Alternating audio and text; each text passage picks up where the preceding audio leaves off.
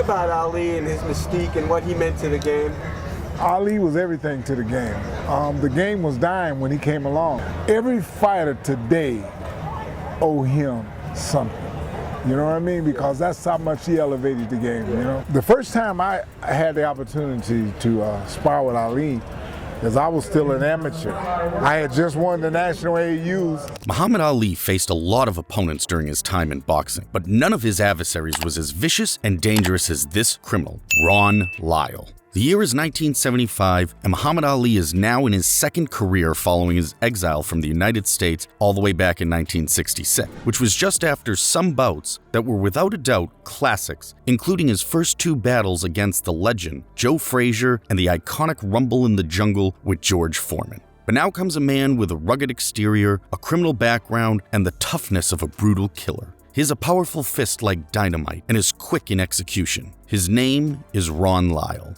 Ron was not like any other famous boxer who was in for the glamour and fame that comes with it. He was always down to business with brutal force. He said little as he was a firm believer in allowing the talk to be done in the ring. This man was a feared warrior in and out of the ring. Turning pro at the late age of 28, Ron Lyle had iconic victories against some big names, including Oscar Bonavia, Buster Mathis, and Jimmy Ellis. Out of the ring, he was a known gangster with a scary record of gang clashes that took him to the operating table twice and to prison for years. In the lead up to the fight, the question was if Ali still had what it took to defeat a beast like Lyle. Could he be able to withstand Lyle's heavy punches and knock out the gangster? Or would he be able to keep Lyle quiet, the man who was known for making a mockery of his opponents and predicting when he would knock them out before the match? In America, Muhammad Ali's fights in the mid-70s have become loved the way national events are loved, like the Super Bowl, Inauguration Day, or the 4th of July. The world was already tuned in to his press conferences leading to his fights. Everyone wanted to know what he had to say before the fight, as he verbally tore down his opponents with pride and predicted their knockouts. Nothing was more entertaining than this man, who was at the peak of his fame. With the announcement of the Ali and Ron Lyle fight, the world was ready for yet another incredible show of the great man. Muhammad Ali, who wasn't as quick on his feet as he was in the 60s, but had proven the strength of his jaw in his bout against George Foreman. He could take in heavy punches and not be wavered.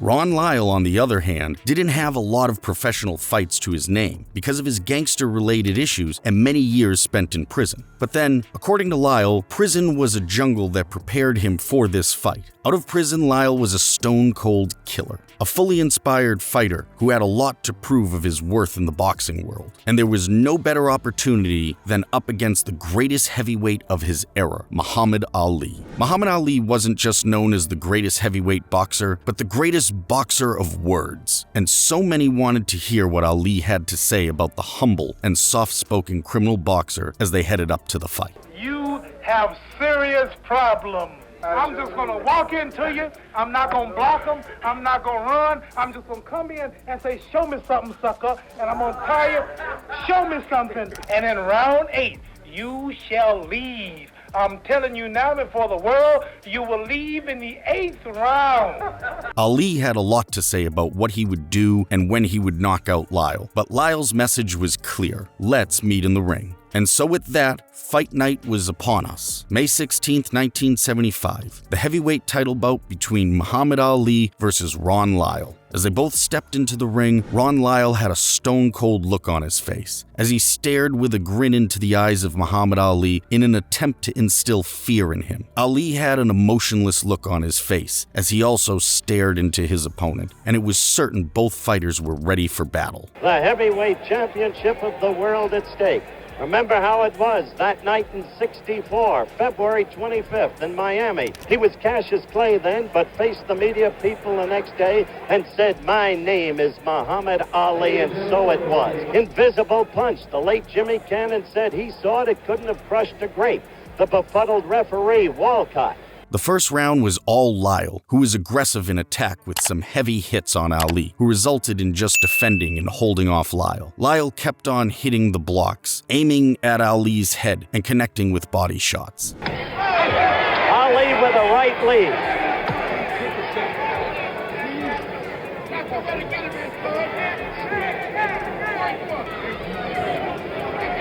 You see the mouth open, the half stare across his lips.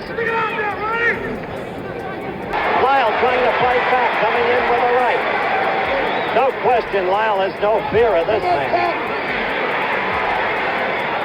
The second round was way better for Ali, who came out of his defensive shell with some stinging and attacking punches, which made Lyle a little more cautious and more defensive. Lyle changed his tactics as he worked on Ali's slippery footwork and high guard. He kept digging hooks behind Ali's guard and keeping a consistent pace while not trying to wear himself out. Tell you this, Ali must not expose himself to that Lyle left hook.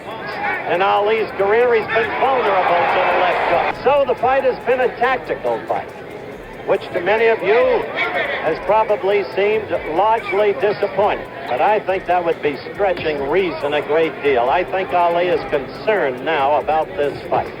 Round 6 sees Ali acting on a battle plan after having 5 rounds of allowing Lyle to have his way in the ring. Muhammad Ali shows off some of his famous style with some flashy footwork and snappy jabs. Lyle struggled to keep up with the great moves that had destroyed many as he survived the round. And he said, I got tired of looking at the guy still coming at me. Ali is scoring much better, though, in this round.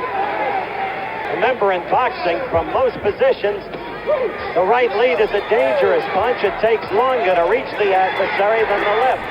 He is not going to knock Ron Lyle out as predicted. Ali is winning this round big.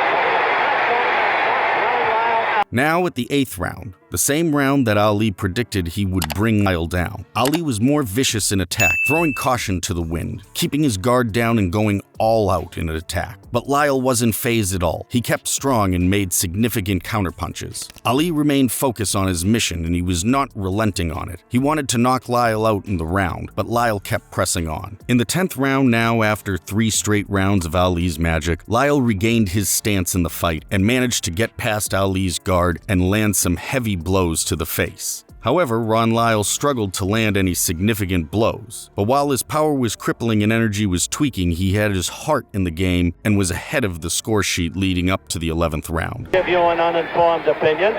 He was a fighter. Got out of boys' high school in Brooklyn. Hey, he hurt Lyle. Ali got to Lyle up. Ali won't expend himself while Lyle's against the ropes. But Ali smells blood. 11th round action. And Ali, this is Muhammad Ali, the way he can be even at 33. Suddenly, from nowhere, the left gut to lock is stopped by referee Bird Hernandez. Lyle is objected, but he is rubbery leg.